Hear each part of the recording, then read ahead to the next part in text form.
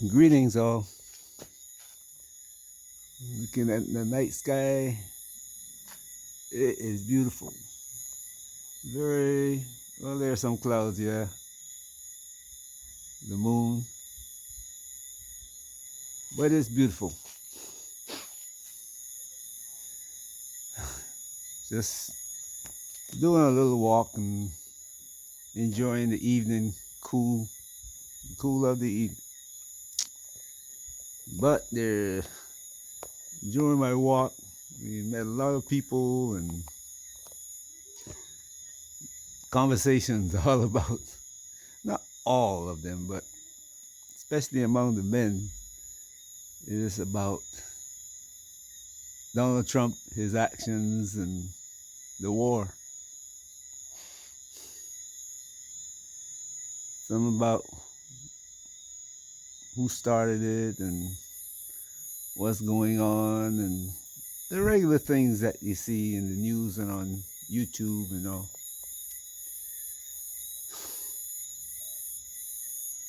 And it's remind me of the conversations that I've seen on the news and podcasts and discussion groups. And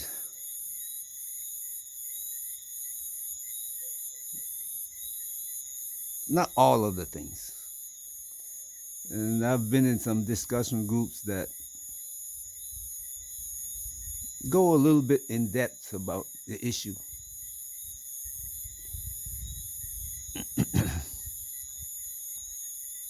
But even in our groups, the young people come in and don't have a knowledge of the history of all of this.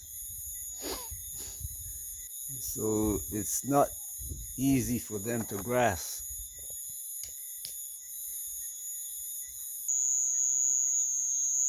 Yes, young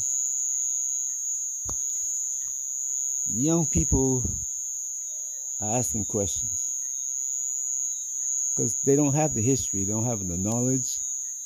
Because as they grow, when you're 13 years old, you're thinking about playing.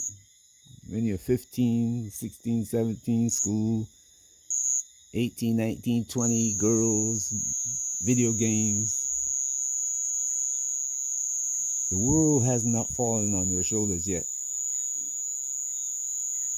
But those who are 25, 26, 27 now, they've got a job and they're beginning to see things happening caused by not only the war, but the actions of presidents around the world. And they're hearing information, they're getting information that's confusing. So they come into the groups that I have been in and question what's going on the planet. Sometimes you got to go all the way back to the beginning of America to explain this. But you have a few elder people in there. Some of them don't even know the information. And they are asking questions too.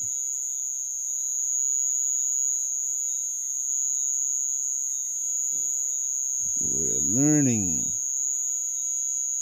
And people, instead of, they have a cell phone in their hands that they play video games with.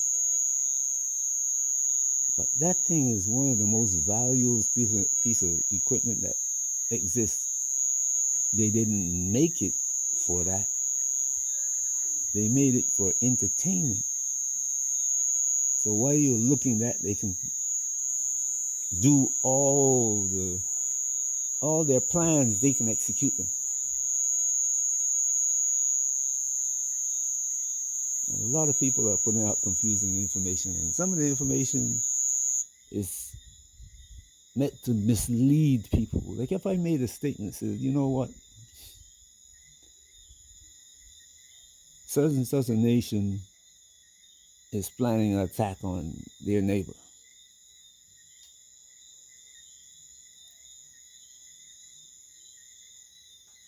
You have people from that nationality who's going to come in and attack me and say, no, no, no, no, no, we are peaceful people. We do this. We are the ones who have been getting killed all throughout history.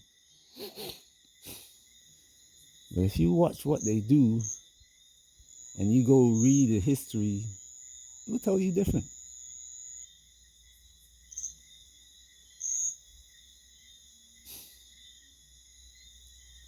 Completely different. When you read the so-called Bible, you'll be surprised when you comprehend what it says about the people. Your preacher gonna tell you this mythology, but the reality is different. So when you're young and your mother take you to church, she doesn't know anything about what she's. The preacher is giving her all kind of foolish information. And since your mother and your father, well, not so much the fathers now, because the fathers got disenchanted with that organization. But the mothers now, boys believe their mothers. You can't say anything about most men. You say something about their mother, they want to kill you.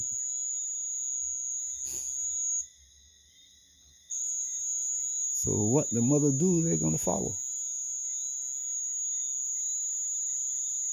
And if the mother lacks the knowledge to teach them what's correct, how do you think the Caucasian is passed on this supremacy? By mothers.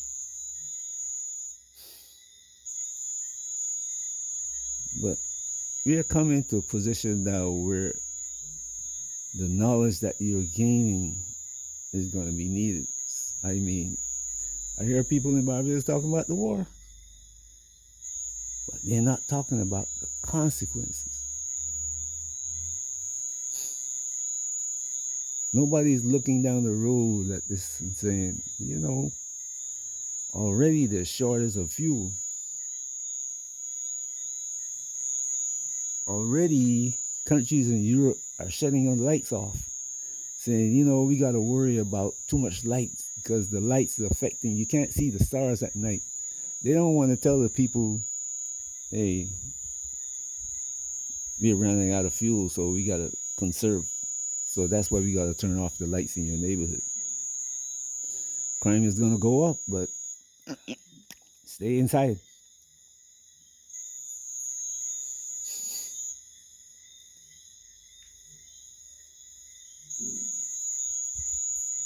It's week 4, week 5 now. In another week or so, we're going to be looking at food shortages all around the planet. People in America are happy when they go to the supermarket now and get all they want. People in Europe begin to feel it already. In Africa, there'll be severe consequences.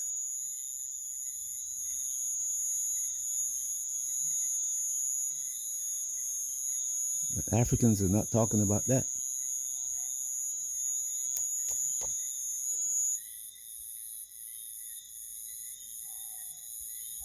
You got every even now, let's talk about this reparations thing. Ghana's president went before the UN to bring up the reparations. And you got people arguing about reparation and not focusing on the point. Yes, he did right.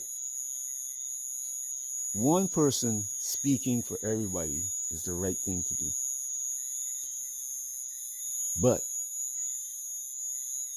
I'm one who is going to tell you, do not let one African leader negotiate with the Europeans or Americans about compensation. Do not. We have seen what they have done to Africa. And don't believe for a minute that they will not negotiate for themselves and leave you.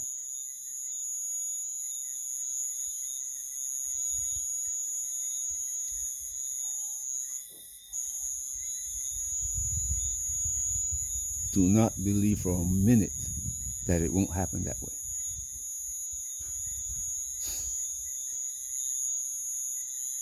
The same thing is going to happen when the food supply that normally comes from Europe and Asia and America becomes scarce because Africa don't normally. You got states in Africa that grow 2 or 3 crops, yet they have, I mean, 99% of their land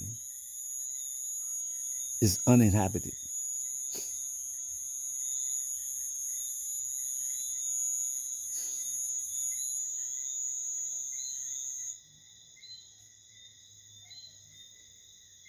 Let that sink in for a minute. You got so much land, you have water,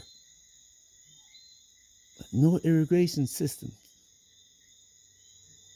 that you can plant food year round.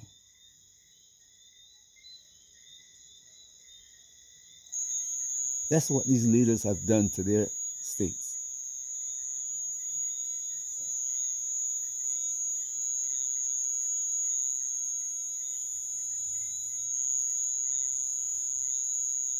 But around week 6, week 7, food supply, medicines, yes.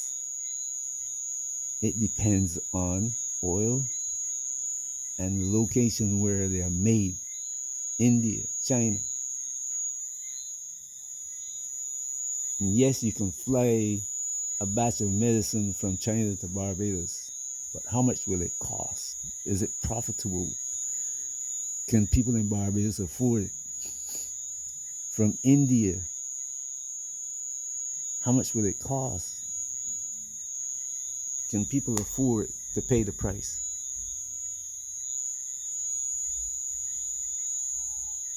Just have to let you know this. This war is not ending. And while the war is going on, the Europeans and Americans are moving back into Africa. Ghana just made a deal the other day.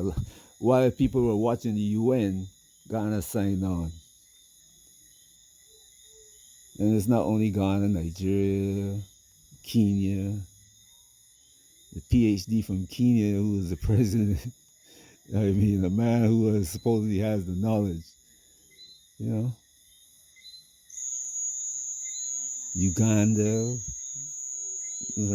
volunteering to send people to fight against Iran. Talking about they will take down Iran in 72 hours. Togo and Guinea and all of them making deals with the Europeans to bring them back, bring the military in, and supposedly, how the Europeans going to have, they can't afford to buy the fuel, but they have money to invest in Africa. Please explain that to me. So be careful, watch what's going on. And you're going to have to start teaching the young people, because if they're not brought up to speed, by the time they begin to learn from experience, the Ghanaian government and the Kenyan government will already sold them all into slavery. Have a great day wherever you are. Peace.